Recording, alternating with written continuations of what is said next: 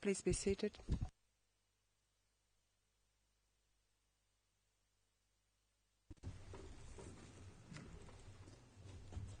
Mr. Tiger.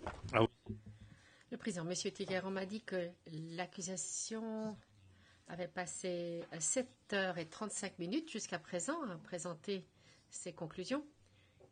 Le temps qu'il vous reste est de 2h25. Pensez-vous pouvoir terminer vos plaidoiries de clôture dans ce délai? Monsieur Tiger, oui, je pense que nous pouvons terminer dans les 2h25 qui nous restent. Le président, je crois que nous siégerons 1h15 pour chacun pour la suite. Donc, nous étendons les séances d'une demi-heure. Bien, je donne la parole à Madame Pack. Bonjour, Monsieur le Président, Madame, Messieurs les juges. Je vais vous parler de l'entreprise criminelle commune aux fins d'éliminer la population musulmane bosnienne à Srebrenica. Karadzic est responsable pénalement des assassinats de plus de 7000 hommes et jeunes garçons musulmans de Bosnie et des atteintes graves subies par des milliers d'hommes, de femmes et d'enfants musulmans de Bosnie. Karadzic est responsable pénalement de génocide. À partir de la nuit du 11 juillet 1995, lui-même et Mladic mettaient en place les structures et les moyens d'exécution de leur objectif d'éliminer, de détruire la population musulmane bosniaque à Srebrenica. Plus de 7000 hommes et jeunes garçons de musulmans ont été exécutés sommairement en 4 jours et le reste de la population, des femmes, de jeunes enfants et des hommes plus âgés ont été expulsés par la force de l'enclave de Srebrenica en 2 jours. Il s'agissait d'opérations délibérées, calculées et bien organisées. Madame, Messieurs les juges, au cours de cette plaidoirie, au cours de son procès, Karadzic a essayé de minimiser le pouvoir et l'influence qu'il exerçait en juillet 1995. Mais la vérité est qu'il était président et commandant suprême des forces armées.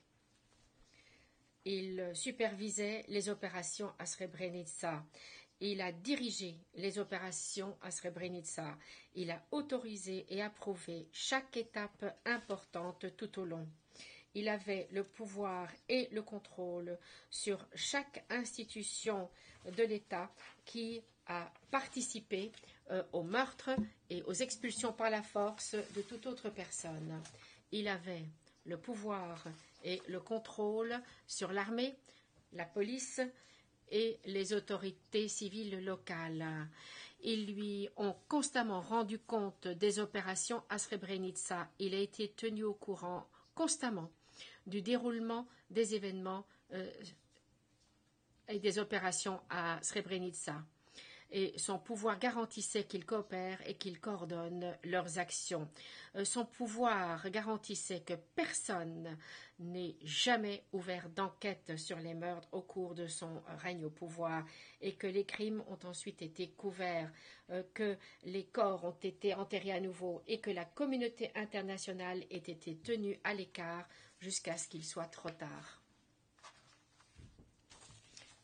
La défense de Karadzic indique qu'il n'était pas au courant et que dès lors il ne pouvait être animé de la moindre intention, que son intention de tuer n'a vu le jour que le 13 juillet après les meurtres à l'entrepôt de Kravica.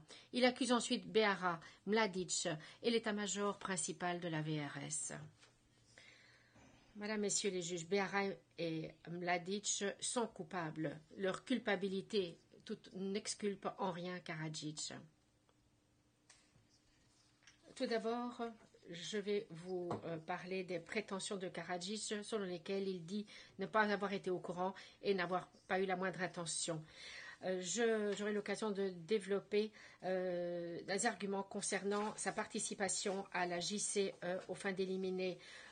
C'est de là que l'on pourra déduire son intention criminelle. Je vous renvoie aux mémoires de l'accusation, paragraphe 876 à 1069, où nous présentons toutes les contributions importantes les contributions importantes à cette entreprise criminelle commune d'éliminer tous les musulmans, bosniaques de musulmans. Paragraphe 1096 à 11000, où nous parlons de son intention criminelle. Je parlerai également des arguments incroyables développés par la défense disant que la conduite de Karadzic était exemplaire, qu'il n'était pas au courant de ce qui s'était produit de ces exécutions massives, qu'il n'en a été courant qu'après la guerre, et que son plan de tuer les hommes et les garçons musulmans après les meurtres de Kravitsa. Et je parlerai également des arguments concernant la JCE globale et la JCE tendant à éliminer. Enfin, je parlais des arguments de Karadzic sur le chef d'accusation de transfert forcé à Srebrenica. Et enfin, je reviendrai au chef de génocide concernant Srebrenica. Permettez-moi tout d'abord de remonter à avant 1995. Il avait longtemps souhaité l'expulsion de la population musulmane de bosniaque de Srebrenica. Je vous renvoie à la directive 4 et au paragraphe du mémoire de l'accusation, paragraphe 414 à 419 et l'appendice A et le résumé de Prodrinier, paragraphe 2 et 3. Par cette directive 7, Karadzic avait donné l'ordre d'une attaque soutenue contre la population civile dans l'enclave de Srebrenica par la privation, le règne de la peur et la capacité de leur protecteur de l'ONU. Le 28 mai 1995, Karadzic avait donné à l'ordre à Mladic de se préparer à saisir l'enclave de Srebrenica.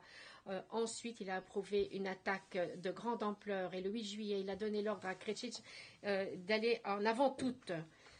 Page 4484. Le 9 juillet, il a ordonné l'attaque et la prise de la ville de Srebrenica, P 2276.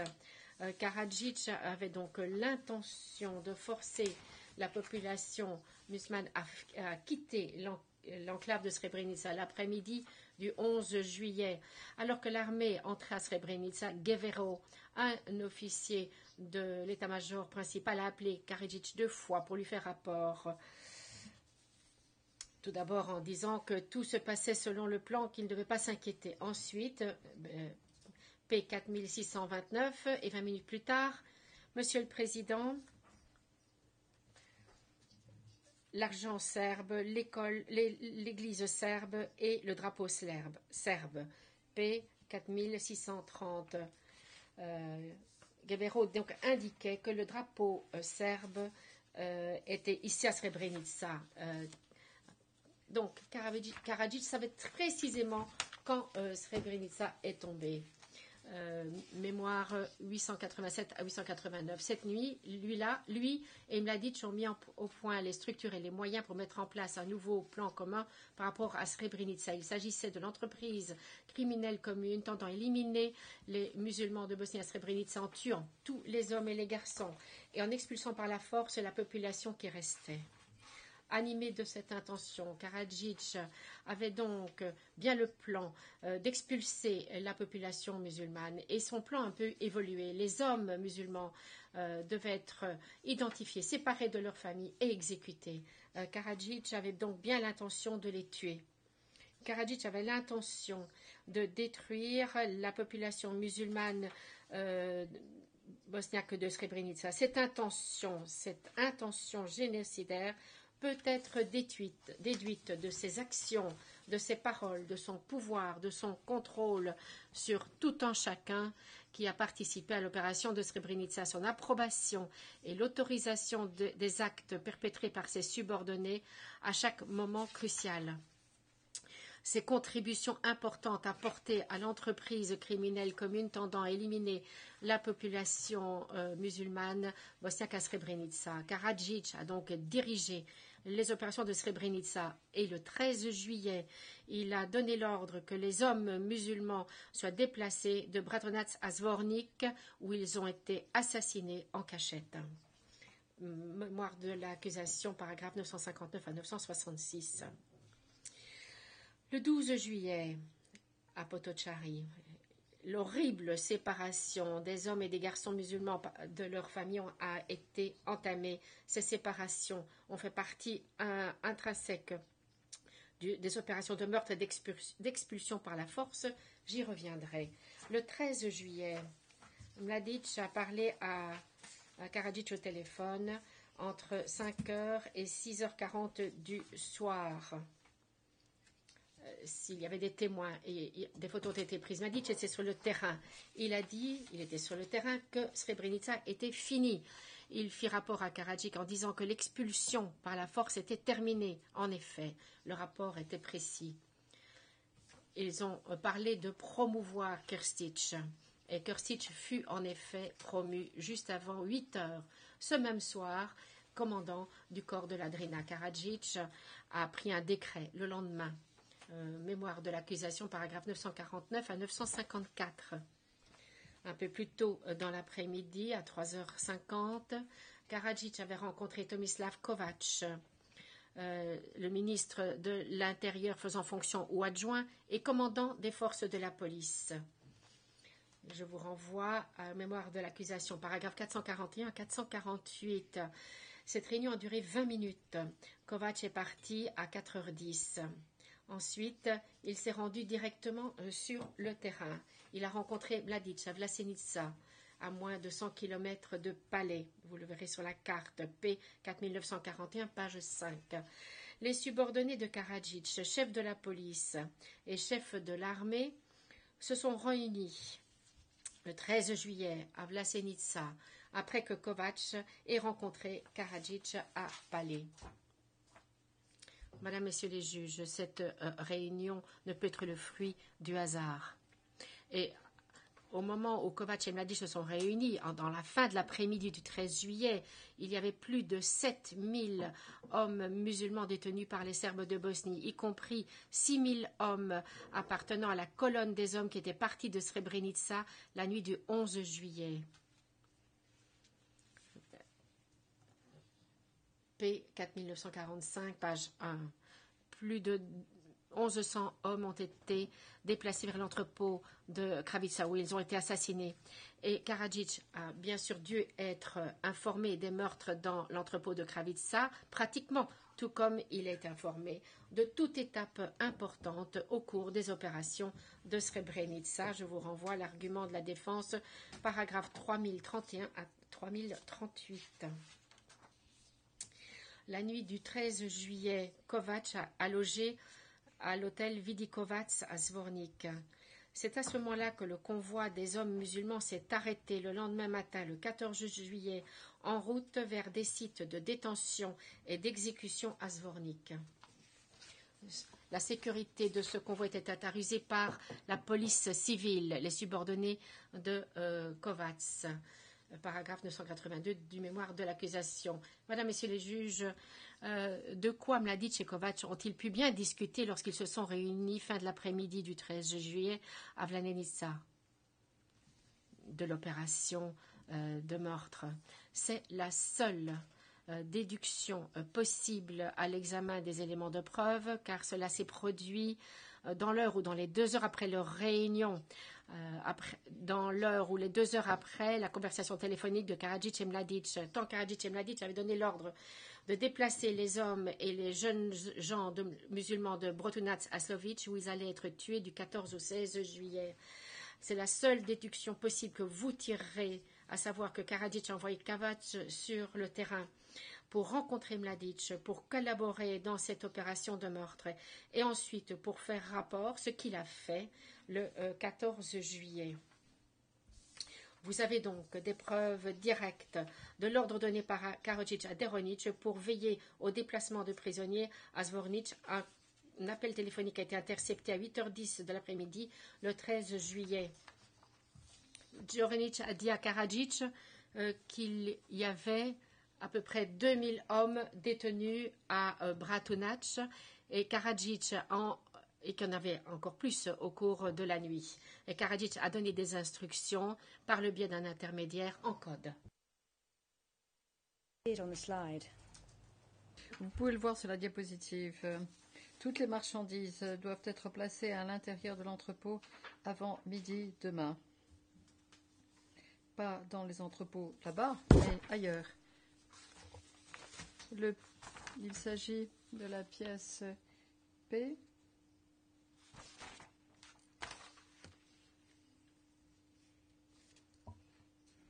« 6692, page 11, mémoire en clôture de l'accusation, 955 à 956. Karadzic a concédé que ceci s'est déroulé dans son mémoire en clôture. Il parle des prisonniers. Je veux parler du mémoire en clôture de la défense, paragraphe 3025 à 80. Pourquoi a-t-il utilisé cet euphémisme? Pourquoi parler à Djorinic en langage codé? Madame, Messieurs les juges, cette conversation interceptée ne constitue pas une preuve pour dire que Karadzic a donné des ordres pour que les prisonniers musulmans soient emmenés au camp de Batkovitch. Je vous renvoie à son allégation au paragraphe 3280 du mémoire en clôture de la défense. La seule déduction possible est que Karadzic a donné des ordres à Djorinic pour s'assurer que les prisonniers soient dissimulés à l'intérieur des centres de détention de Zvornik, ce qui concorde avec l'ordre précédent de Mladic à cet effet. Paragraphe 995 du mémoire en clôture de l'accusation et avec ce qui s'est passé. Le premier convoi de prisonniers est parti en direction de Zvornik cette nuit-là et le reste le lendemain matin. Cette nuit-là, Djorinic a rencontré les subordonnés de Karadzic de l'armée à la police. Behara, qui était le subordonné direct de Mladic, et Vasic, qui était le subordonné direct de Kovac. Djorinic a dit à Behara au sujet des instructions de Karadzic que les prisonniers devaient être emmenés à Zvornik. Madame, Messieurs les juges, la défense déforme la déposition de Nikolic au sujet de sa réunion au paragraphe 3039 du mémoire en clôture de la défense. Il ne s'agit pas de dire que Behara a informé Djorinic de son plan qui visait à tuer les prisonniers. Note en bas de page 6398 du mémoire en clôture de la défense. Le sort des prisonniers à ce moment-là était scellé. Discussion entre Behara et Djorinic nous intéresse ici. Il s'agit de savoir non pas où, mais si ils allaient être tués. Je renvoie à M. Nikolic, page du compte-rendu d'audience 24678, 24878. Madame, Messieurs les juges, le CICR a pu accéder aux prisonniers du camp de Batkovitch le 26 juillet. Et ils ont été immatriculés. Il n'y avait que 164 hommes musulmans de Bosnie et de Srebrenica. Ceci est référencé au mémoire en clôture de l'accusation, paragraphe 1046. Le 14 juillet, dans la matinée, le convoi des prisonniers musulmans a été arrêté à l'hôtel de Velikovac de Zvornik, où Kovac a passé la nuit la veille. Mémoire en clôture de l'accusation, paragraphe 980 à 983. Kovac s'est rendu à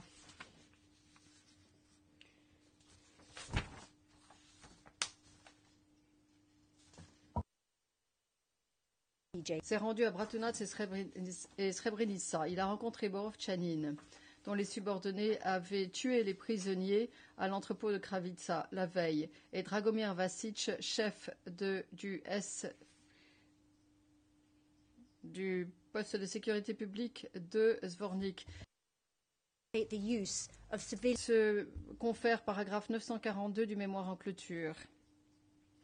À Palais, Karadzic a rendu une décision déclarant qu'il y avait un état de guerre à Srebrenica dans la municipalité Skenani, P 4553, paragraphe 988 à 991 du mémoire en clôture de l'accusation. Le but était de faciliter l'emploi du personnel civil et du matériel de l'armée à Bratunac et à Zvornik pour tuer et enterrer les personnes en question. À 12h40, Karadzic a rencontré Djorinic, qui avait été nommé commissaire civil de Srebrenica le 11 juillet. Je renvoie au journal de Karadzic, P2242, page 91. Karadzic a certainement dû informer Deronic, a certainement dû l'informer de la mise en œuvre de l'ordre de Karadzic qui lui avait été transmis, à savoir que les prisonniers musulmans devaient être transportés à Zvornik avant midi ce jour-là. Et en fin d'après-midi, en fin de journée, Karadzic a reçu un appel téléphonique du commandant qui se trouvait sur le terrain. Il a été informé de la colonne d'hommes musulmans. Cet appel a été entendu par le témoin à charge Robert Djudjevic, paragraphe 1000 de la mémoire en clôture de l'accusation. Ensuite, Kovac est retourné à Palais. Il a rencontré Karadzic à 10h45. Madame, Messieurs les juges, la seule déduction raisonnable possible est que Kovac a informé Karadzic des événements importants qui se déroulaient alors dans les secteurs de Zvornik et de Bratunac. Il a parlé des opérations meurtrières et de l'exécution de l'ordre de Karadzic, à savoir de déplacer les hommes musulmans et les garçons de Bratunac à Zvornik de façon à ce qu'ils puissent être tués. Il s'agit du mémoire en clôture de l'accusation, paragraphe 943 à 948. Ce jour-là, les meurtres organisés à Zvornik ont commencé. Environ 1000 hommes à Bratunac ont été tués. Environ 1000 hommes à Petkovci ont été tués. Madame, Messieurs les juges, les subordonnés de Karadzic, notamment Mladic et la police, le MUP et Deronic, faisaient en sorte que Karadzic était informé de chaque étape importante du progrès ou de l'avancement des opérations de Srebrenica. Pendant l'attaque, le jour de la chute de Srebrenica, lorsque la population était déplacée, lorsque des milliers de prisonniers musulmans ont été détenus, lorsque les prisonniers ont été transportés à Zvornik pour y être tués, et cela ne s'est pas arrêté là.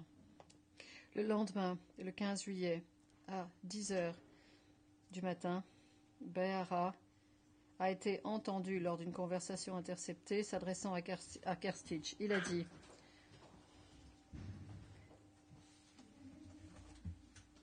P 5074, page 1. Je ne sais pas quoi faire. Je suis sérieux. Il y a encore 3500 colis que je dois distribuer. Et des colis était un autre euphémisme pour désigner les prisonniers. Behara expliquait qu'il avait encore 3500 prisonniers qu'il devait tuer. Le 16 juillet, lorsque les meurtres de plus de 1000 hommes à la ferme de Braniewo se déroulaient, Milenko Karishik, chef du service de la sécurité publique de la police, s'est rendu à Zvornik. De là, il a informé Karadzic que le commandant de la brigade de Zvornik, à savoir Pandurevich, avait négocié un cessez-le-feu avec l'armée musulmane et qu'un couloir provisoire pour permettre aux hommes musulmans de passer en territoire détenu par les musulmans en sécurité, Karadzic a appelé l'état-major. Il était inquiet car ceci semblait s'écarter du plan. Le plan qui visait à tuer les hommes.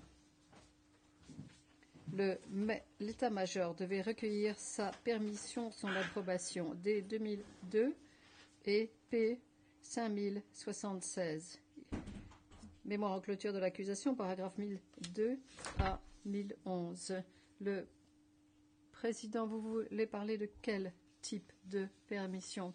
Il fallait recueillir la permission du président pour faire quoi? Question, alors, pour changer le cours des choses. Il y avait une opération meurtrière qui se déroulait, le fait d'ouvrir le corridor signifie que certains hommes et garçons musulmans pouvaient s'échapper par ce corridor. Le président, j'y reviendrai peut-être, veuillez poursuivre.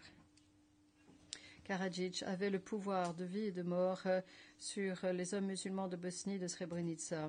Mais il n'a pas exercé ce pouvoir le 16 juillet pour arrêter les meurtres. Il a appelé ses subordonnés pour découvrir pourquoi certains hommes musulmans avaient pu s'échapper. Vous vous souviendrez certainement que le 6 août, lorsque le monde entier était au courant de ces exécutions en masse, Karadzic a simplement exprimé un regret par rapport à Srebrenica en disant que 9000 hommes avaient pu s'échapper. Et il a dit 9000 Turcs armés dans les montagnes, dans les bois. C'est une division aéroportée. 9000 personnes, c'est une attaque aéroportée. Et pour finir, 7000 combattants ont réussi à passer à travers les mailles du filet. Nous n'avons pas pu encercler l'ennemi et le détruire car nous nous sommes précipités à Jeppa. P 1412, page 17. Cette déclaration est la preuve de son intention génocidaire. Madame, Messieurs les juges, Karadzic contrôlait l'accès à Zvornik et à Bratunac et au site de crime. Mais il tenait la communauté internationale à l'écart, de façon à ce que les meurtres puissent être menés à bien sans être contrôlés. Mémoire en clôture de l'accusation, paragraphes 1022 à 1026 et 1034 à 1039. Le 17 juillet, il a gracié un petit groupe d'hommes musulmans qui étaient restés à Potocari après que les dernières femmes et enfants avaient quitté l'enclave, après que les hommes et les garçons avaient été tués entre les 13 et 16 juillet, pas pour une quelconque raison humanitaire, mais simplement pour détourner l'attention de la communauté internationale de l'enclave. Madame, Messieurs les juges, il s'agit là d'un de ces ordres exemplaires que cite Karadzic au paragraphe 3127 de son mémoire en clôture. Il cite la pièce P4390. Le 17 juillet, lorsque plus de 7 hommes musulmans avaient été tués et avaient été enterrés, Karadzic a été entendu à CNN. David Frost, qui l'a interviewé, a demandé à Karadzic a posé une question au sujet des hommes musulmans. Nous pouvons voir cette séquence vidéo.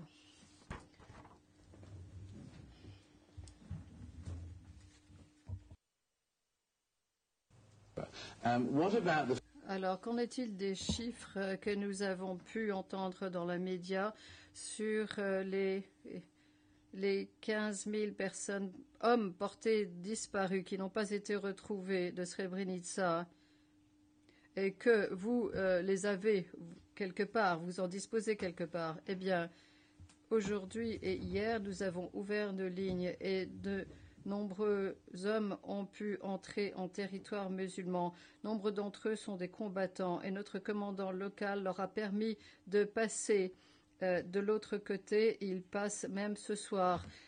Nombre d'entre eux sont dans les bois. Ils tentent d'atteindre le territoire contrôlé par les musulmans. Nous n'intervenons pas. Nous ne souhaitons pas nous battre avec eux parce que ils n'ont pas l'intention de prendre notre territoire. Ils souhaitent partir. Il s'agit de la pièce P 5235, pages 2 et 3. Vous avez entendu Karadzic dire que les hommes musulmans portés disparus, eh bien, que nombre d'entre eux se trouvaient dans les bois et qu'ils tentaient d'atteindre le territoire contrôlé par les musulmans. Il mentait, bien sûr, mais il n'a pas dit à David Frost que les hommes musulmans sont dans le camp de Batkovitch. Comme je l'ai ordonné le 13 juillet, lorsque j'ai parlé à mon subordonné Deronich en langage codé. Pourquoi pas, Madame, Messieurs les juges, parce que telle est sa thèse. Je vous renvoie aux mémoires en clôture de la défense, paragraphe 3280. Eh bien, la réponse est simple. Parce qu'il savait que ces hommes étaient morts, il avait approuvé et autorisé leur meurtre. Aujourd'hui, il nous dit qu'il ne connaissait pas ou n'était pas au courant des inquiétudes qu'exprimait la communauté internationale, ou en tout cas qu'il ne croyait pas à ces allégations. Je vous renvoie aux mémoires en clôture de la défense, paragraphe 3129 à 3142. Madame, Messieurs les juges, l'accusation a abordé la mesure dans laquelle Karadzic a communiqué avec la presse internationale dans la mémoire en clôture de l'accusation, paragraphe 1026, 1037 à 1039, 1080 à 1083. Karadzic était au courant des allégations et des inquiétudes, des allégations faites par la communauté internationale et de leurs inquiétudes, ce que nous avons pu constater dans l'interview avec David Frost le 17 juillet. Je vous renvoie également aux mémoires en clôture de l'accusation au paragraphe 1025, 1043, 1046, 1071 à 1074, 1080 à 1083. Le président, je marque une pause parce que j'estime qu'il s'agit là d'un passage très important. Eu égard à cette transcription d'une séance de l'Assemblée, page 17 de la pièce 1412, lors de ses déclarations liminaires, M. Tiger a dit que M. Karadzic était en colère parce qu'une partie de la colonne avait réussi à s'échapper. Mais maintenant, vous dites que c'était le seul regret qu'il avait. Mais ce n'est pas quelque chose où l'expression n'a pas été utilisée dans votre mémoire en clôture. Veuillez développer cela. D'où vient cet avis que M. Karadzic était en colère ou qu'il regrettait le fait que certains membres de la colonne avaient réussi à s'échapper? Sur quoi vous fondez-vous? Réponse. D'après le libellé, eh bien, pour dire que la seule déclaration qui est faite concernant les milliers d'hommes musulmans de Srebrenica, eh bien, c'était une division aéroportée, alors que 9000 ont réussi à passer et qu'ils sont revenus au sein d'une division. Ils n'ont pas réussi à encercler l'ennemi et les détruire. C'est la même chose, le regret et la colère. Lorsque je parle de regret, ce que je veux dire, c'est que c'était après les événements de Srebrenica, sa seule expression d'un quelconque sentiment, la colère et le regret que certains hommes et musulmans avaient réussi à s'échapper dans le corridor et que Banderevitch, dans son allocution, on a parlé devant l'Assemblée. Le président est dans cette allocution devant l'Assemblée. Il a dit « Nous n'avons pas réussi à encercler et à détruire l'ennemi ». En tant que tel, ceci n'équivaut pas à un génocide. Question, il ne veut pas dire devant l'Assemblée « Nous n'avons pas réussi », comme nous avons fait avec les 7000 autres, et de les exécuter sommairement et de les enterrer dans les fosses communes. Donc, il s'agit là de la preuve de son intention génocidaire, car il était en colère que certaines personnes avaient réussi à s'échapper. Donc, il savait que tous les autres avaient été tués. Et donc, il s'agit là d'une preuve, car ce qu'il dit, il parle de sa colère et de son regret, car chaque homme et garçon musulman n'a pas été tué, et son intention était d'éliminer toute la population musulmane en tuant les hommes et les garçons. Et donc certains ont pu s'échapper, c'est cela qu'il mettait en colère, le président. Alors je vous demande de bien vouloir télécharger la pièce P5076, conversation téléphonique entre l'état-major et Palma, que vous avez cité. Alors en attendant l'affichage du dit document, vous avez également évoqué la pièce des 2002 où Karadzic aurait appelé l'état-major et où il est dit que le président a appelé il y a quelques instants et a dit qu'il avait été informé par Karadzic que Banderevitch avait organisé le passage des musulmans en ce territoire-là. Informé Karichik, précision de l'interprète. Au vu de cela, j'ai quelques difficultés à interpréter une ou deux phrases qui se trouvent au début de cette conversation interceptée.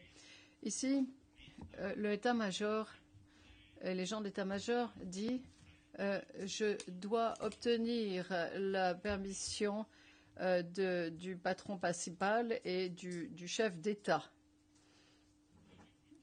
Vous avez évoqué cela. Et moi, je vous ai dit que j'y reviendrai en sachant que la colonne était déjà passée en territoire musulman. Alors, de quel type de permission avait-il besoin? Je veux parler de quel type de permission de l'état-major. Alors, nous constatons que dans la chronologie des événements, à nouveau des conversations interceptées, que l'état-major envoie Popovic pour qu'il aille parler à Banderevitch. Karadzic est dans la région. Il découvre ce qui s'est passé avant, semble-t-il, et que l'état-major est au courant. L'information parvient à Karadzic. Il répond, il contacte l'état-major et manifestement, il faut comprendre ce qui se passe dans le secteur de Zvornik pour pouvoir s'assurer qu'il y a approbation parce qu'il y a un changement. Il y a le 9 juillet, il y a Tolimir l'état-major avait proposé à Karadzic d'attaquer la ville si les conditions étaient réunies et Karadzic a donné son approbation. Il s'agissait là d'un changement au niveau de l'opération militaire. L'attaque concernant l'ordre de l'attaque de Kryava 95, il s'agissait de prendre le contrôle de la ville et son approbation était nécessaire, comme elle l'était le 9 juillet et comme elle l'était à tout moment ou à chaque fois qu'il y avait une décision importante qui devait être prise lors des opérations de Srebrenica. Le président, donc, cette commission, cette permission de l'interprète avait-elle un quelconque lien avec la colonne? Question oui, tout à fait. Ceci devait permettre le passage de la colonne et l'état-major téléphone et souhaite savoir ce qui se passe parce qu'il a été informé quasiment en temps réel et assez rapidement par Karechik parce que Karechik est avec Pandorevich. Ils étaient ensemble à Zvornik, chose que nous avons entendue. Et il a une information de première main qu'il communique à Karadzic. Nous savons que cette information est exacte car nous avons vu que Vlasic l'en informe quasiment en même temps, qu'il avait la capacité d'en informer Karadzic, que cet appel a eu lieu, que Karadzic a reçu l'information, que l'information lui provenait de ses différentes sources. Il avait différents canaux de communication et lorsqu'il a reçu cette information-là, avant même que l'état-major était tout à fait au courant de ce qui se passait, il a répondu à ce moment-là à cette information qu'on lui avait communiquée. Il est rentré directement en contact avec l'état-major. C'est ainsi, en tout cas, que nous le décrivons dans le mémoire en clôture de l'accusation, au paragraphe 1002 à 1011. Ces actions étaient censées s'écarter de façon superficielle du plan qui consistait à mener à bien ces meurtres. Pandorevich n'avait pas recueilli l'approbation de Karadzic et ou de l'état-major de la VRS. Donc, il fallait contacter Pandorevich parce qu'il fallait l'approbation de Karadzic. Le président, je m'en tiens là. Merci, Madame Pack.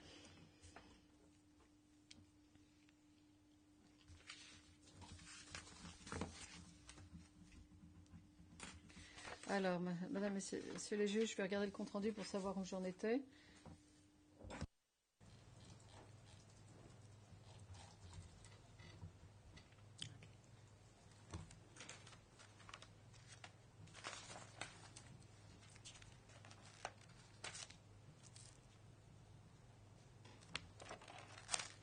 Yes, I was going to move on. Alors, j'allais parler des ordres exemplaires. Mesdames, Messieurs les juges, je vais parler des 3 allégations précises faites que j'ai évoquées au début de ma présentation. Les ordres Karadzic étaient exemplaires. C'est ce qui est allégué au paragraphe 3127 de Mémoire en clôture de la défense. Il note 7 décisions et ordres au paragraphe 3127. Il n'y a rien d'exemplaire dans ces ordres. Les 5 premiers ordres sont abordés dans le mémoire en clôture de l'accusation. L'ordre du 9 juillet, P 2276, est traité au paragraphe 876 à 879. Il s'agit de l'ordre d'attaquer la ville de Srebrenica. La décision du 11 juillet, D 2055 et P 2994 se trouve au paragraphe 900 à 908. Il s'agit de décisions visant à mettre en place les structures civiles de Srebrenica. Karadzic avait nommé son subordonné Miroslav Deronic pour s'occuper des civils musulmans. Il s'agissait de quelqu'un qui avait déjà procédé à des nettoyages ethniques et qui était un vétéran. Karadzic n'avait pas l'intention, lorsque ses ordres étaient assortis d'instructions, d'adhérer au droit international humanitaire. Et le droit humanitaire n'a en réalité pas été respecté par ses subordonnés et pas du tout. Il s'agissait d'une adhésion feinte au respect du droit international. Il s'agit ici de ce qui est dit au mémoire de l'accusation, paragraphe 879-902. Il en va de même pour la décision du 14 juillet P 4553, c'est la déclaration de Edgar, j'en ai parlé. Nous traitons de cela au paragraphe 988 jusqu'à 991 dans notre mémoire. L'amnistie accordée aux fonctionnaires musulmans locaux de Potocari, la défense invoque P 4390 est traitée au paragraphe 1030 à 1033 du mémoire de l'accusation. Karadzic invoque deux ordres supplémentaires. Le premier, P 4967, daté du 22 juillet. À la note de bas de page 6510 du mémoire de la défense. 22 juillet, c'est-à-dire après le déplacement forcé de la population musulmane de Bosnie. Il faut la lire dans le contexte de la pièce de l'accusation P 4966. À ce moment-là, vous vous rendrez compte que cela traite du vol de victuailles et d'équipements de la base des Nations Unies à Potocari. Après le départ des Nations Unies, Radic a dit qu'il obtiendrait un ordre de Karadzic pour s'occuper du problème. Et il l'a fait presque immédiatement. C'est ce que montre la lecture conjointe de la pièce P 4967 et P 4966. Ensuite, le deuxième ordre est la pièce à conviction P 4968. Note de bas de page 6511 du mémoire de la défense, datée du 25 juillet 1995. Ici encore, il date d'après le déplacement forcé de la population musulmane de Srebrenica. Il porte sur le passage de convois humanitaires vers les musulmans à Goražde, pas Srebrenica, et ne comporte aucune justification humanitaire. Il s'agit simplement d'assurer le passage des convois d'aide humanitaire vers les Serbes installés dans d'autres zones et d'empêcher les forces de l'OTAN de bombarder les positions de la VRS. Ce document montre que Karadzic était en contact téléphonique direct avec Krstić et que lorsqu'un ordre venait de Karadzic, l'armée était censée obéir sous menace de poursuite. C'est ce que dit le document. Je cite, nous allons prendre des mesures disciplinaires contre une suite de la citation, et introduire des poursuites contre ceux qui s'opposent à l'accomplissement ou la réalisation des obligations du corps de la Drina.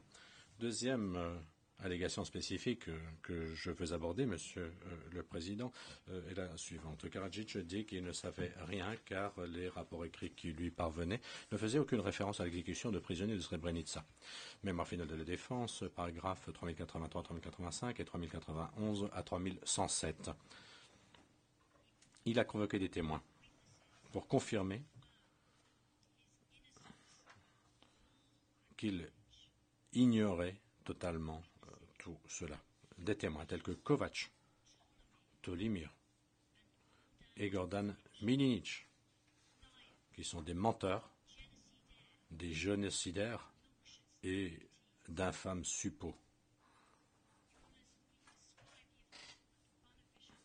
Nous avons décrit les lignes de contredit officielles et officieuses qui mènent à Karadzic au paragraphe 843-854 du mémoire. Je vais réitérer la position du procureur. Karadzic était tenu informé lors des opérations de Srebrenica par téléphone et contact personnel avec ses subordonnés dans l'armée, dans la police et au sein des autorités civiles locales.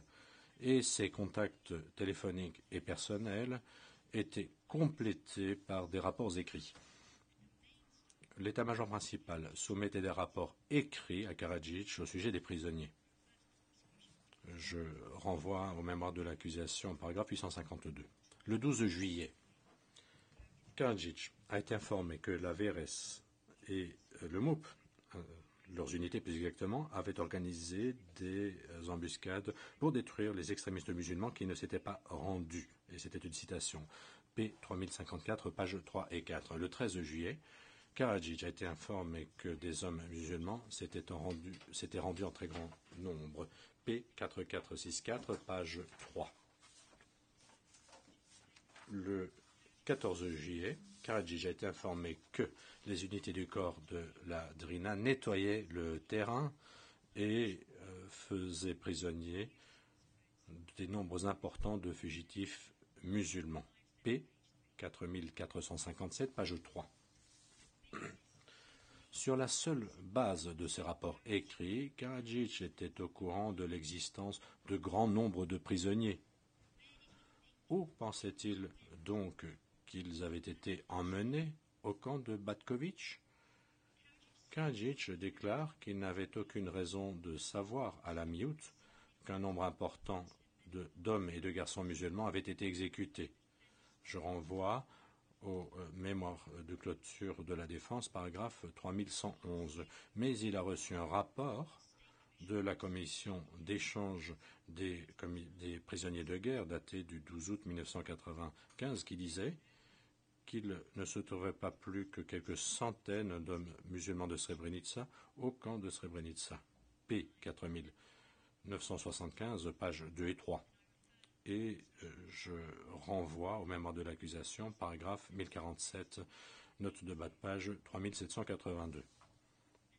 Et de fait, entre août et la fin décembre 1995, seuls 170 musulmans du camp de Batkovitch ont été échangés. P. 5440.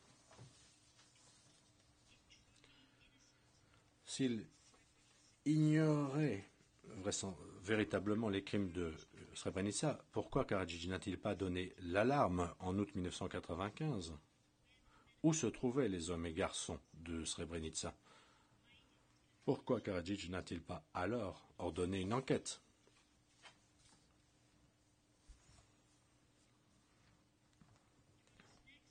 À présent, je vais aborder ce que dit la défense sur le moment où le projet de meurtre est apparu. Je renvoie aux mémoires de la défense, paragraphe 2449 à 2518. Karadzic cherche à esquiver toute responsabilité des meurtres de l'entrepôt de Kravitsa et même des meurtres à Zvornik pour la faire endosser aux prisonniers musulmans qui ont cherché à fomenter une mutinerie, dit-il, à l'entrepôt de Krivitsa, ce qui a déclenché le massacre de plus de 1000 hommes. Je renvoie au mémoire de la défense, paragraphes 2450, 2451 et 2518.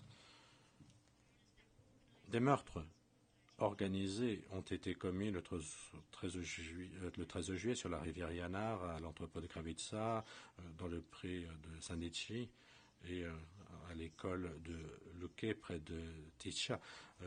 Ces meurtres organisés sont décrits dans la description des événements de Srebrenica, paragraphes 49 à 79. Nous avons expliqué pourquoi ils ont été commis au fin de la réalisation de l'entreprise criminelle commune visant à éliminer. Nous avons expliqué pourquoi les meurtres de l'entrepôt de Kravitsa ont été prémédités, organisés, commités dans l'accomplissement de ce plan. Je ne vais pas répéter cet argumentaire qui figure dans notre mémoire.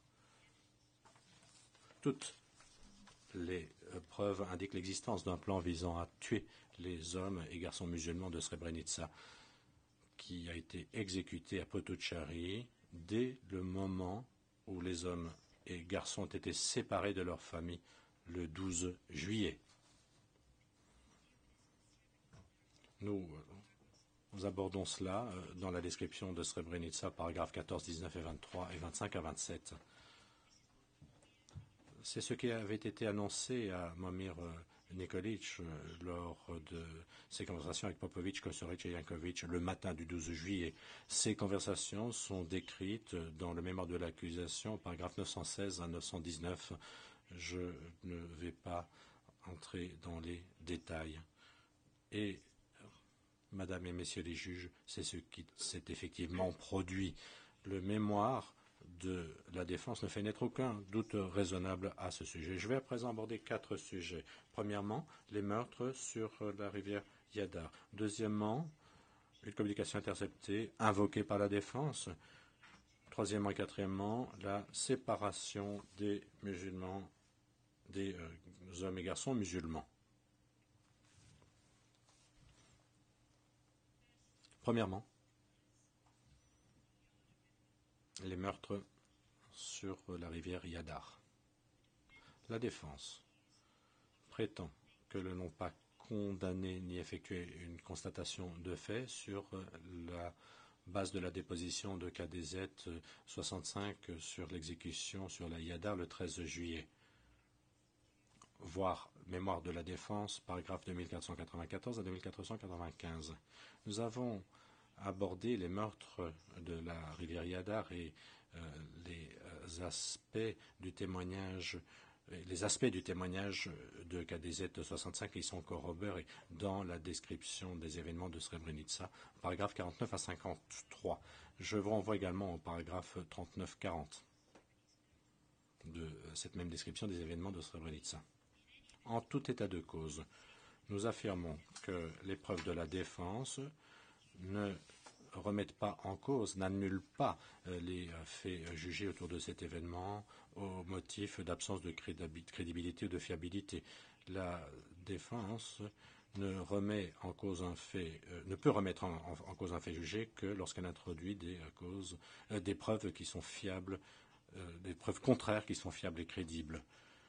Je vous renvoie au paragraphe 42 de la décision de la Chambre d'appel du 16 juin 2006 sur l'appel interlocuteur de l'accusation sur la décision de constat judiciaire dans l'affaire Caramera.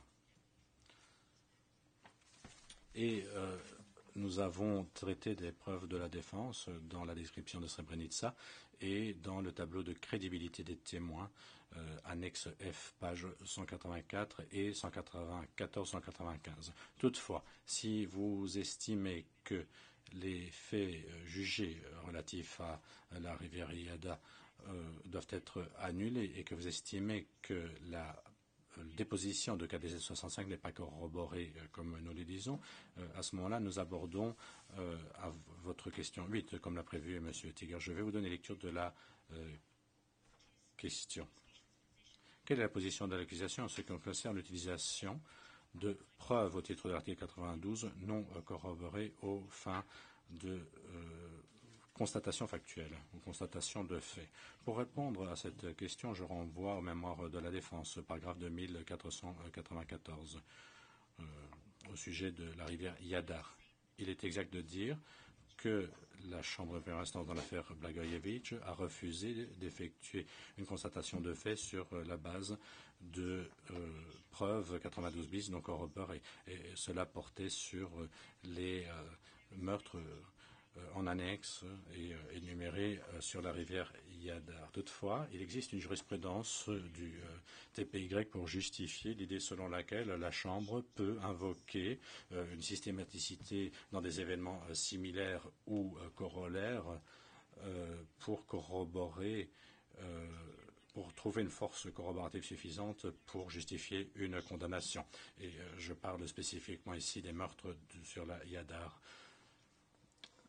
notamment annexe E1.1 de l'acte d'accusation. En particulier, je vous renvoie au jugement en appel Kupresic, paragraphe 321-320 de la Chambre d'appel, a estimé qu'une preuve basée sur une systématicité peut offrir la corroboration nécessaire aux autres formes de preuves présentées lors du procès. Cette approche concorde avec l'approbation d'une condamnation de la Chambre d'appel de Stakic au chef du meurtre de 77 Croates à Brichevo, des circonstances qui étaient les seules preuves soutenant la constatation admise au titre de l'article 92 bis.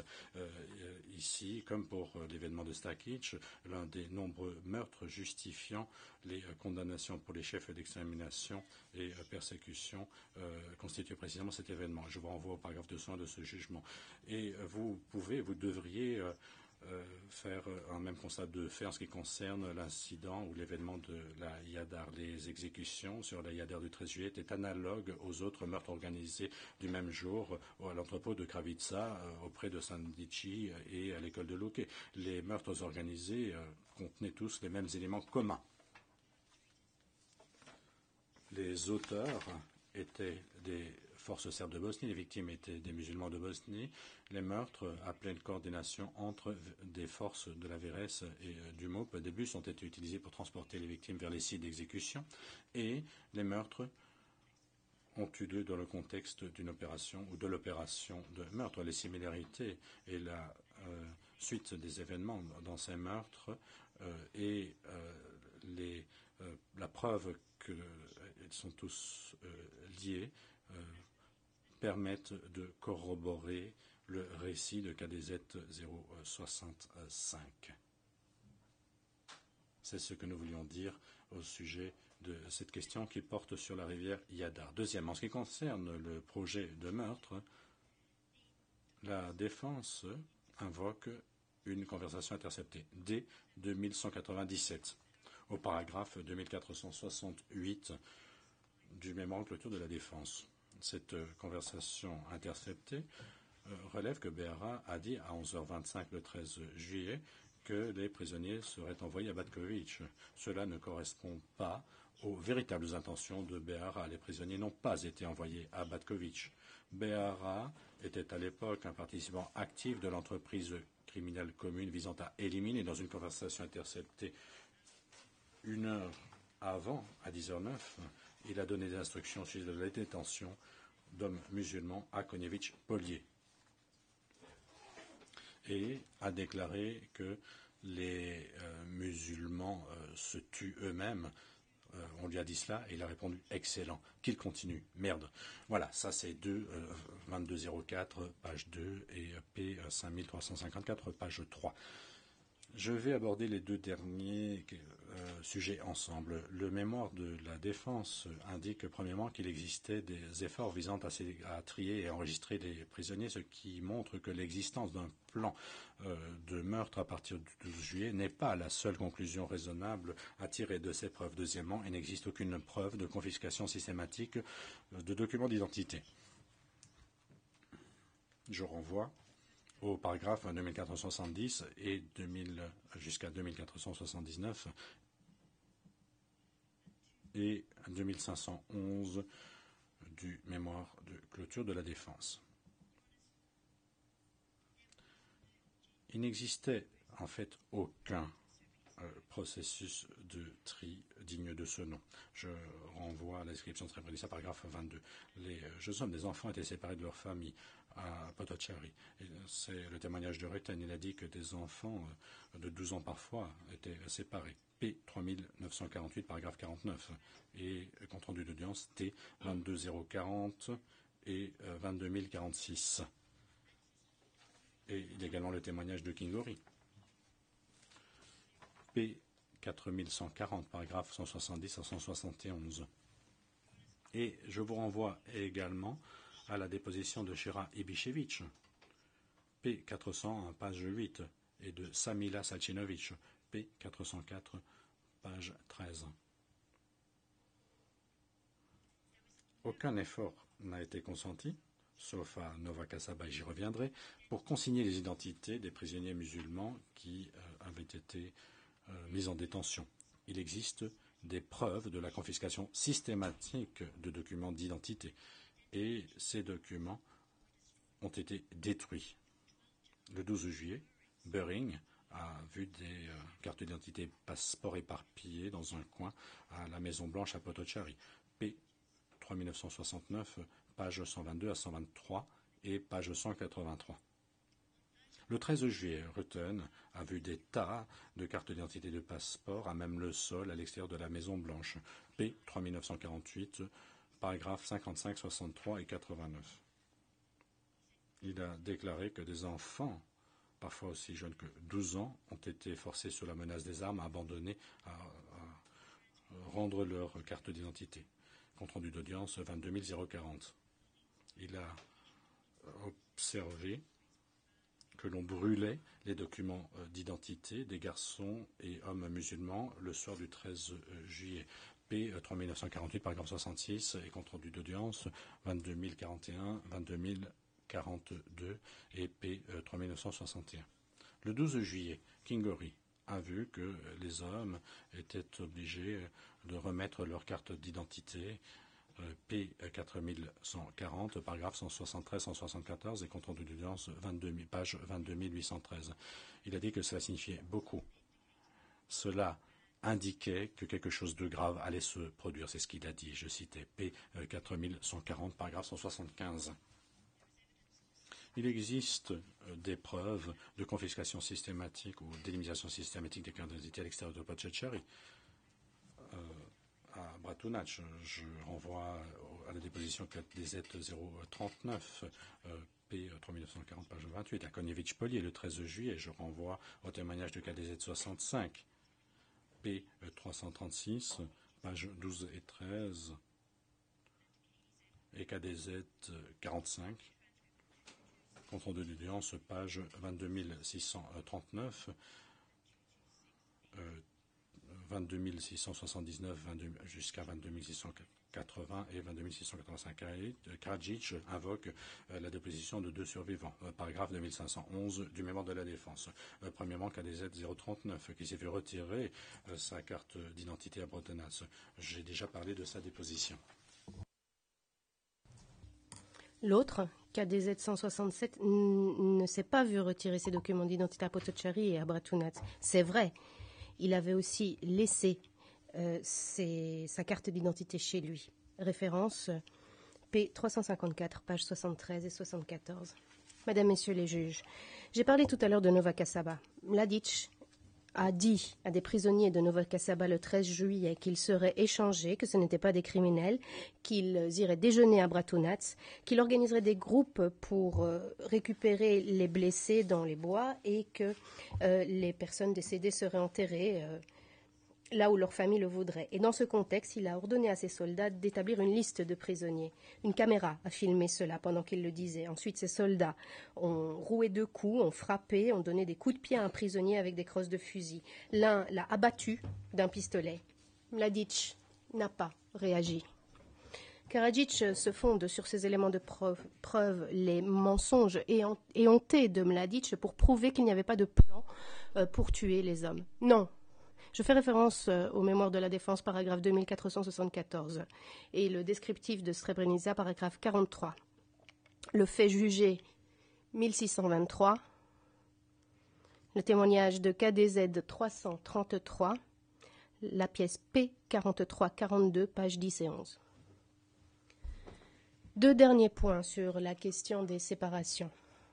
Premièrement, Karadzic se fonde sur une liste de 387 criminels de guerre supposés datés du 12 juillet comme élément de preuve pour montrer qu'il y avait un véritable processus de tri et qu'il n'y avait pas de plan de tuer les hommes. Je fais référence aux mémoires de la défense, paragraphe 2473 et pièce D 1957.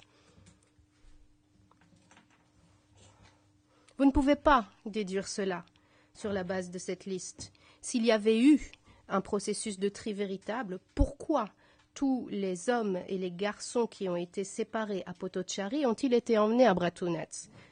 Je vous renvoie à la page du compte-rendu 22181. Deuxièmement, Karadzic se fonde sur les éléments de preuve montrant que Rezic Simanovic a été interrogé en qualité de suspect de crime de guerre.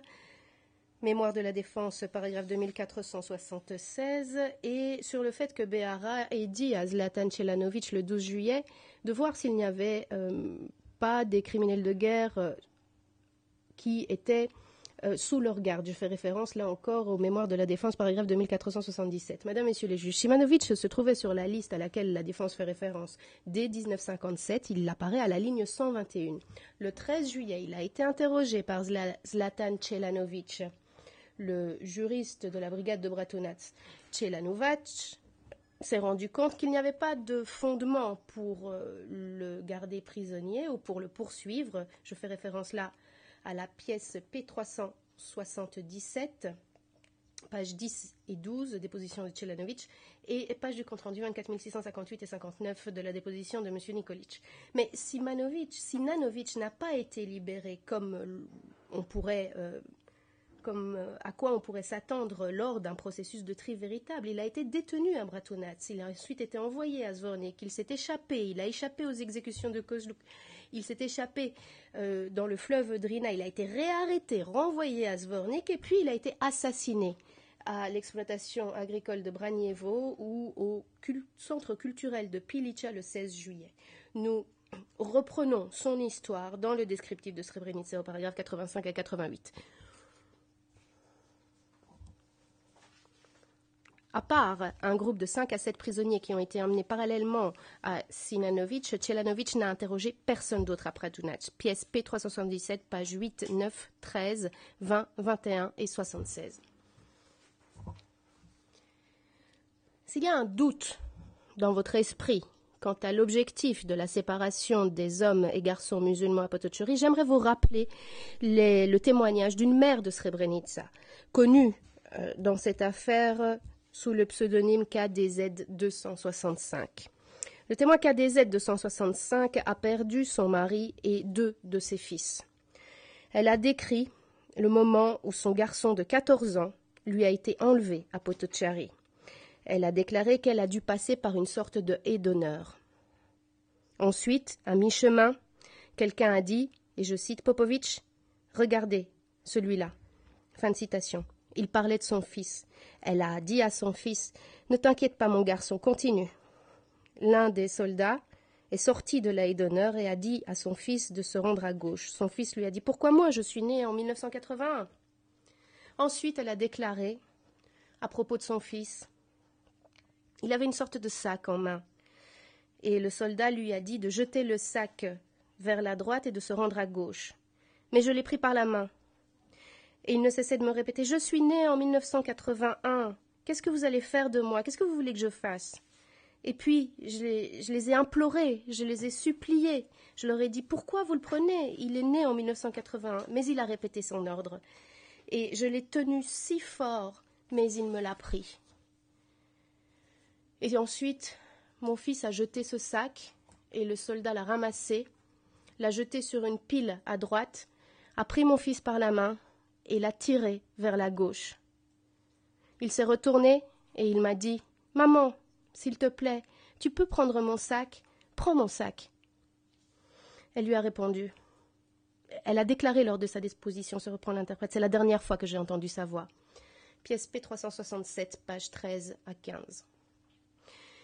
Mesdames, Messieurs les juges, les éléments de preuve sur la séparation des enfants suffisent à établir qu'il n'y avait pas de véritable tri à Potocari. À présent, Mesdames, Messieurs les juges, j'aimerais répondre sur les chiffres qui ont été avancés. Je vais passer à l'argument de M. Karadzic s'agissant du nombre d'hommes musulmans de Bosnie qui ont été exécutés. Paragraphe 2519 à 2702 du mémoire de la défense. Mesdames, Messieurs les juges, la défense ne tient pas compte de l'intégralité des éléments de preuve.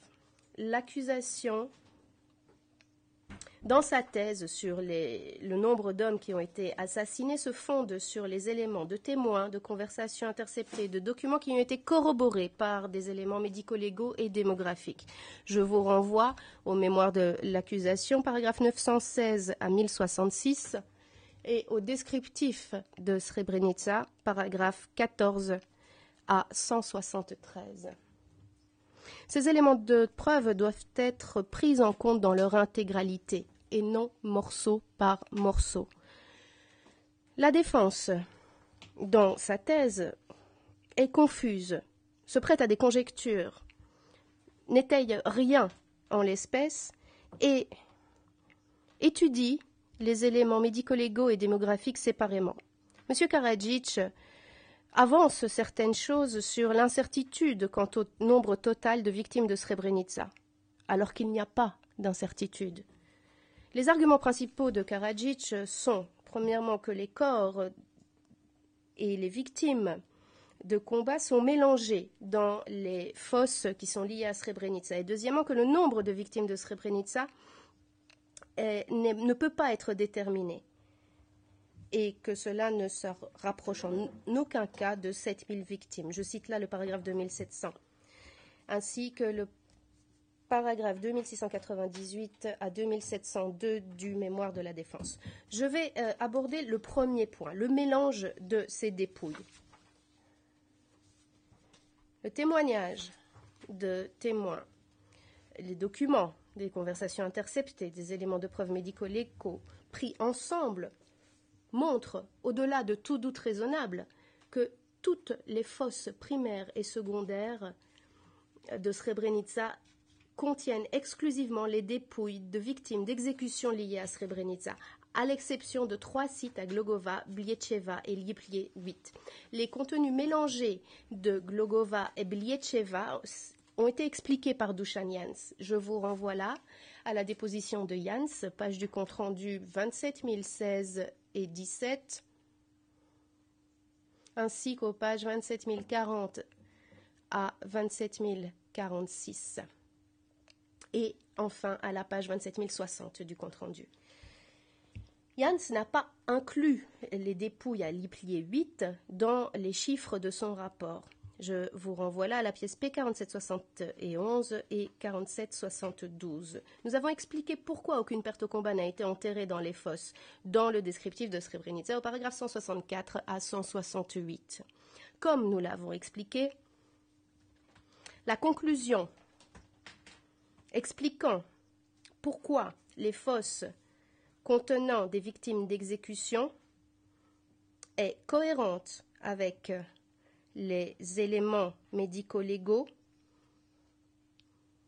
parce que, tout d'abord, les experts médico-légaux de l'accusation n'ont pas trouvé d'éléments de preuve étayant que les dépouilles qui ont été exhumées des fosses liées à Srebrenica avaient été des personnes mortes au combat. Deuxièmement, les archéologues de l'accusation n'ont pas trouvé d'éléments de preuve montrant que les fosses liées à Srebrenica avaient été créées sur des sites déjà existants ou avaient été par la suite réouverts. Troisièmement, la cause et le mode du décès des dépouilles de chacune des sites de fosses primaires et secondaires viennent soutenir les propos de témoins des exécutions sur chacun des sites. Quatrièmement, il y a eu des bandeaux et des ligatures dans les fosses associées à Orahovac, Petkovci, Kozluk et Branievo. Je vous renvoie au descriptif de Srebrenica, note de bas de page 699, et au mémoire de la défense, paragraphes 2585, 2639, 2685 et 2687. Cinquièmement, certaines fosses contenaient des objets, reliant leur contenu au site particulier où les prisonniers ont été tués. Par exemple, le descriptif de Srebrenica, paragraphes 63 et 104, sur l'entrepôt de Kravica et Orahovac. Sixièmement, il n'y a pas d'éléments de preuve crédibles montrant que les fosses secondaires contenaient des dépouilles qui auraient été d'autres dépouilles que celles des victimes des fosses primaires. Je vous renvoie là aux allégations de la défense dans son mémoire au paragraphe 2605 à 608. Karadzic passe outre le lien qui existe entre les fosses primaires et secondaires, à part le lien ADN. Ces éléments de preuve incluent le sol, le pollen, d'autres objets, ainsi que les éléments de preuve apportés par des témoins et des documents sur l'opération de réenterrement elle-même. Je vous renvoie au descriptif de Srebrenica, paragraphe 63, 103 à 104, 112, 123 et 142, et aux mémoires de l'accusation, paragraphe 1057 à 1066. Madame, Messieurs les juges, je voudrais passer à un autre sujet. Peut-être qu'il est temps de faire la pause. Le juge Cohen, oui. Quand nous reviendrons, j'aimerais entendre votre réponse aussi à l'affirmation de la défense dans son mémoire en clôture au paragraphe 249 à 256. Pages 674 et 675. Oui, Monsieur Tiger. Monsieur le Président, puis-je utiliser l'occasion qui m'est donnée d'apporter 2 brefs correctifs maintenant que nous avons reçu le compte-rendu d'hier. À la page 47670, j'ai fait référence à la page 87 du mémoire de la défense et j'aurais dû parler du paragraphe 787. Et puis à la page 47687, j'ai parlé de la pièce D105 et j'aurais dû parler de la pièce D1055. Merci. Le juge Cohen. Nous reprendrons à 3h moins 20.